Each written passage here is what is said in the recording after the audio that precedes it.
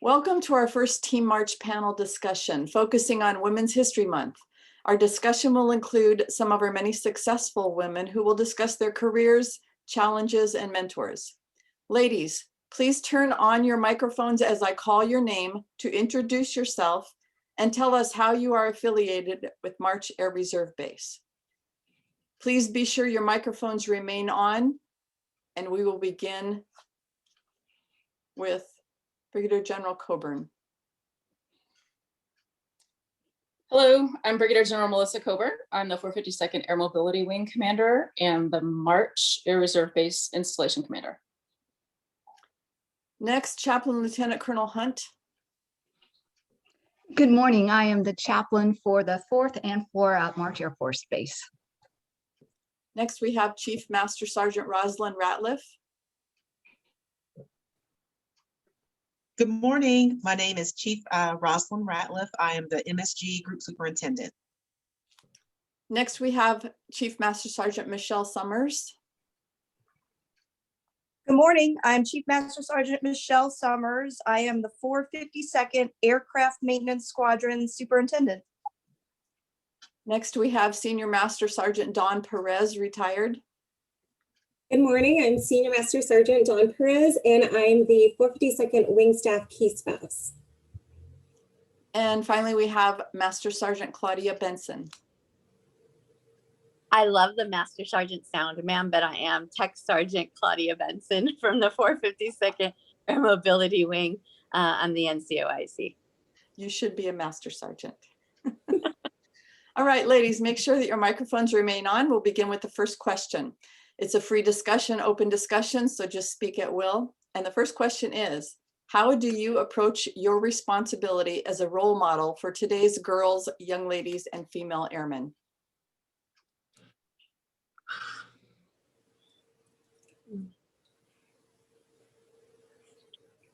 Start talking, anyone? I was going to say, don't all of us talk at once, right? This is Chief Ratliff, and as looking at myself as a role model, I take that really seriously.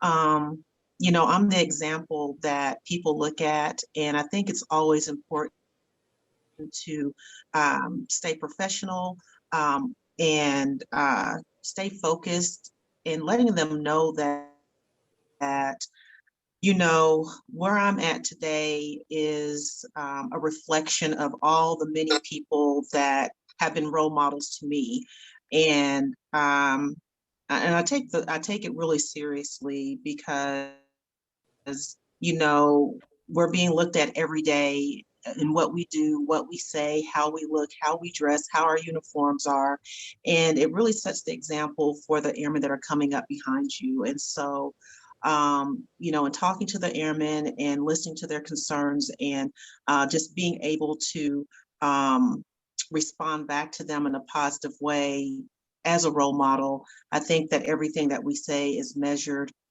beyond belief, honestly. And it's just important that we always stay in that mind frame that whatever we do, make sure that it's a good reflection, not only up on yourself, not only up on the airmen that you're serving, but up on the Air Force and the uniform that you wear on a daily basis.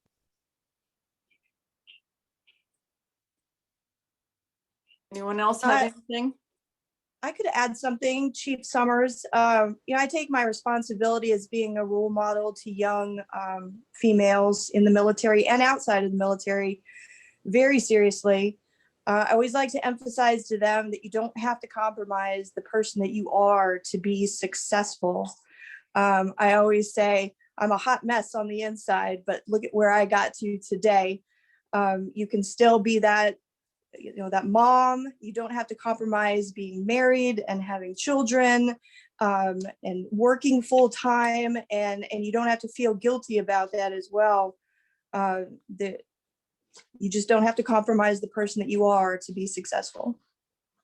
All right, let's I think you. Oh, I'm sorry. Oh, sorry. I think you bring up a really good point about kind of being able to have it all. That's what I like to encourage, especially when I go to talk to younger, you know, elementary school kids or junior high school kids. A lot of them say, "Well, I'd really like to be in the military, but I want to have a family." and then I point to my, my family. I'm like, well, you can have a family. You can do it. It's not easy. I mean, I think we would all admit that. But you're exactly right. You don't have to compromise. And so it is very important to start that thinking at a very young age, that you can do it, and you have to stay in school, and you have to study your math and sciences, and you really can do. I mean, we're all proof you can do whatever you want in the military as a woman. Thank you. All right, let's talk about mentorship. Why is it important for you to mentor other females? Anyone? I'd like to share. I think it's really important as women, we support one another. So it's important that we see these other people who need help, and encourage them. I think part of being that role model, part of being that mentor is really encouraging and listening and bringing people to walk alongside us, not behind us or in front of us, but that we're all on this journey together.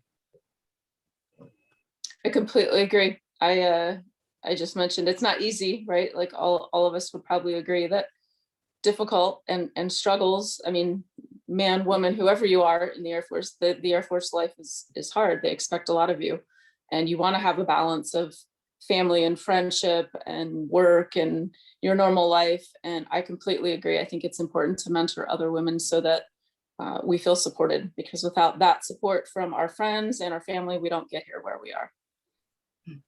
Looking back on your careers and your life in general, who are your female role models and why? I'll start off with that one. My biggest role model is my mother, and she's a huge multitasker. And that's definitely what it took for me to balance military life and a civilian career and family. And her perseverance through all of that just really helped me in some of those difficult times when I was wondering, how am I going to get this done and balance this? Looking back to what she did growing up really helped me to get through those hurdles and obstacles. I would agree with you as well. My mother is my biggest role model. And she's the person that I saw as the first woman in military uniform. I hadn't seen anyone in a military uniform outside of my dad. And when I saw my mom in her uniform, that inspired me. She was my inspiration for getting into the military and serving. And I know a lot of us have heroes that we look up to, but she's my shero. She's actually my Wonder Woman. And so she's a phenomenal person, a phenomenal woman, and I draw on inspiration from her on a daily basis. So she is my biggest role model and my reason for being here in the military. Anyone else before I move on? All right. What motivated you to go Air Force, and what was the culture like for female airmen when you began your career versus now?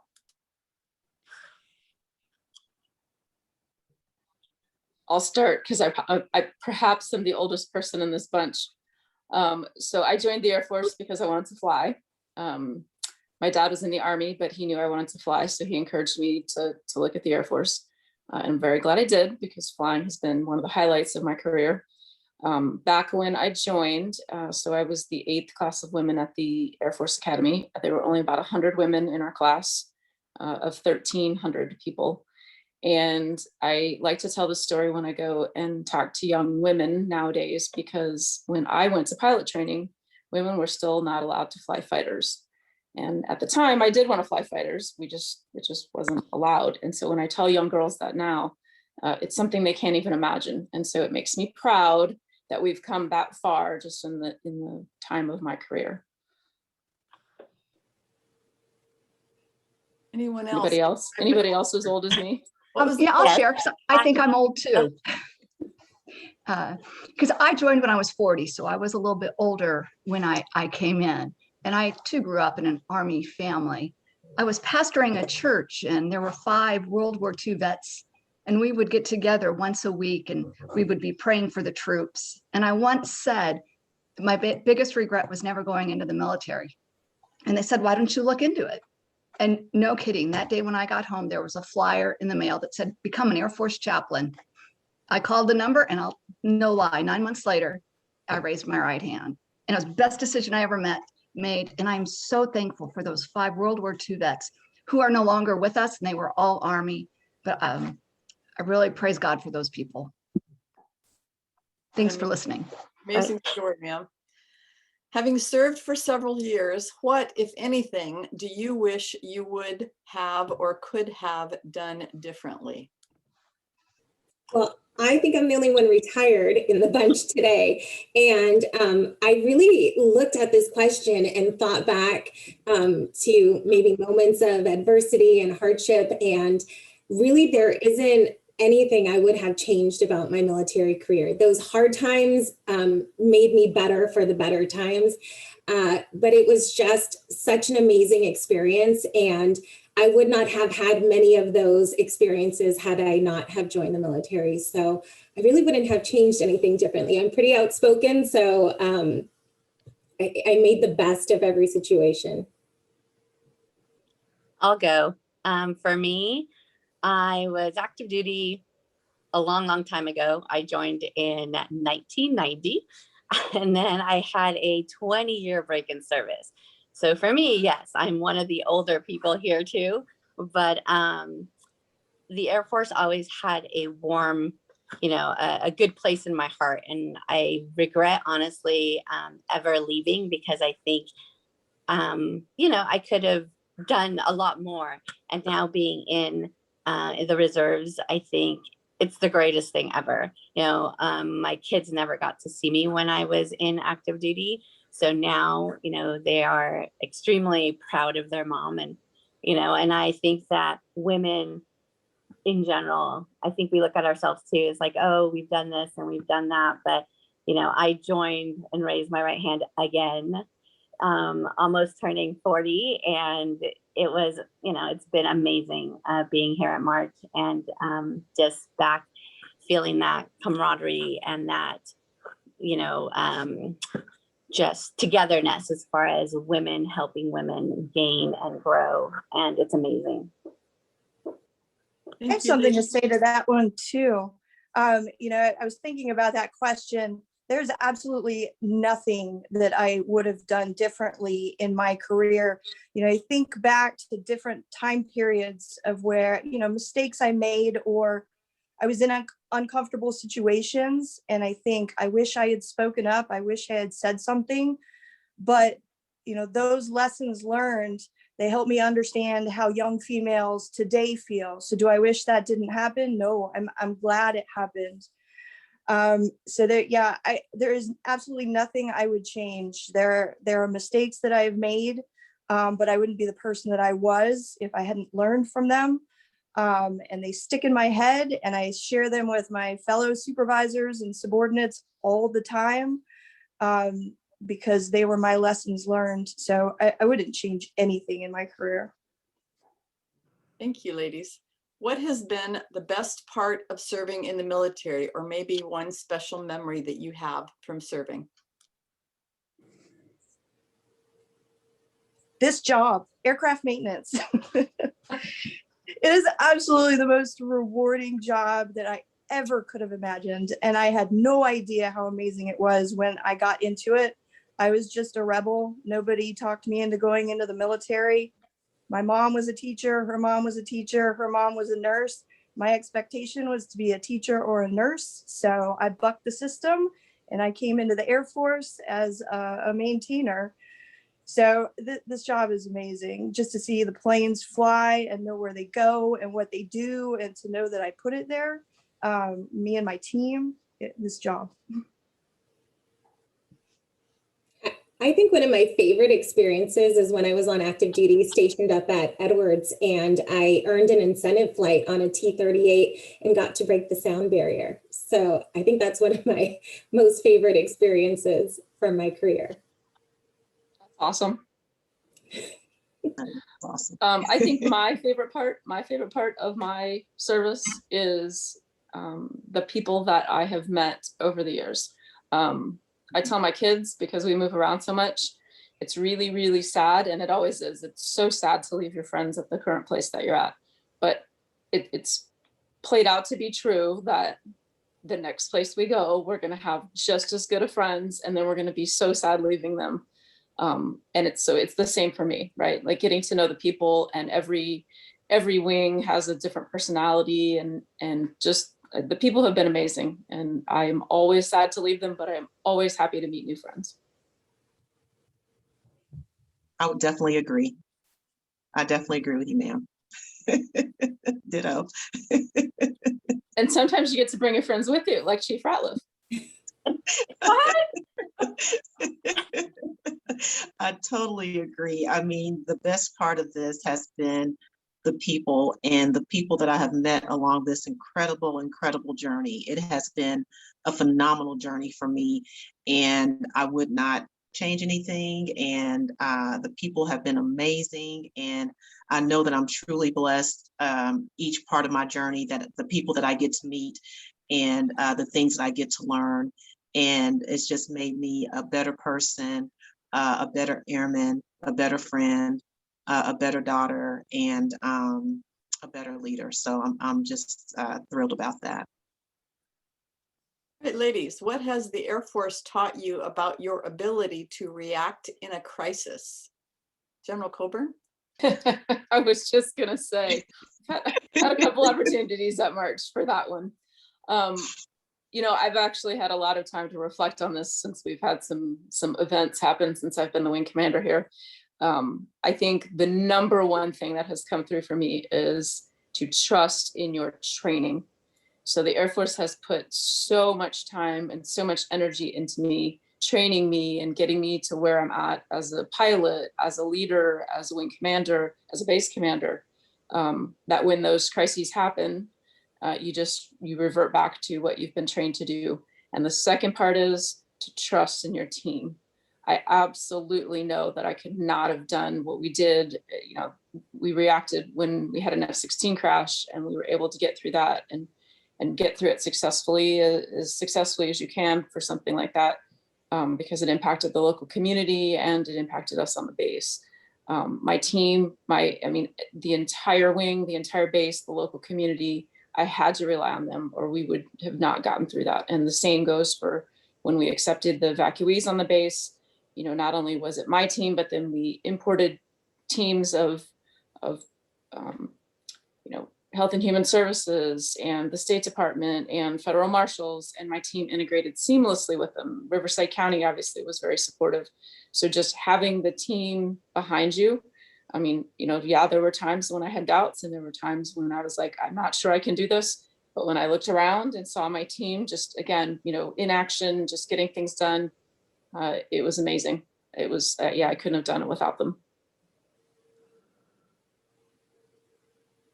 Anyone else?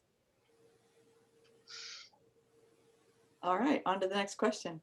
If you could give your younger self one piece of advice, what would it be and why? I think I have like several pieces of advice.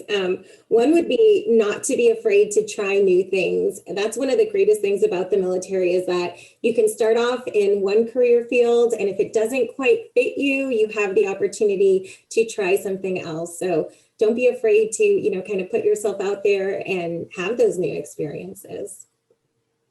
I have others too, but I'll let you guys share. I would say to not be so hard on yourself. I think all of us most of us who are in the military are pretty type A and just really set high expectations for yourself. I look back and look at the mistakes I've made, and I agree completely with everyone who said that your mistakes are what makes you a better leader and a better person and a better wife. And so I think you need to take everything with a grain of salt, have a sense of humor about some things, and just don't take it so seriously. All right, last question we have is, what should today's young female and not so young female know about their future possibilities for success? So I know in the Air Force specifically, I've been involved in quite a few career days. And when you talk about the Air Force, the perception is that everybody's a pilot. And then in order to become a pilot, you have to have a college degree. And that's not always attainable for everyone. And that's not always a direction that, excuse me, young adults want to go. So to be able to give them the opportunity to see that, hey, there's pilots, but you got to have people that work on the planes to make them fly. And there's medical and there's services. And you can come straight out of high school, and just to let them know that there are other opportunities out there to be successful. You don't have to go to college. You don't have to wear a flight suit. There are a lot of other opportunities out there. That's what I like to emphasize. And it really, they get wide-eyed and they get excited.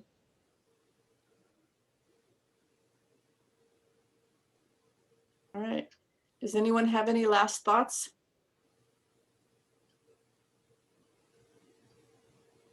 I just want to say that I'm really excited to be a part of this panel today. So General Coburn, thank you so much for inviting me to be a part of the panel. You know, as women in the military, and I think we've all alluded to this, we're this unique group of people, and I love that we're able to support each other and that we're able to uplift each other. And, you know, some of the things we go through that's common to all of us. And I'm just really glad that we have all of us together here, that we can support each other and uplift each other, and also and serve as role models to the women that are coming behind us, and leave them with some great information and great nuggets of wisdom that we've learned along our journeys.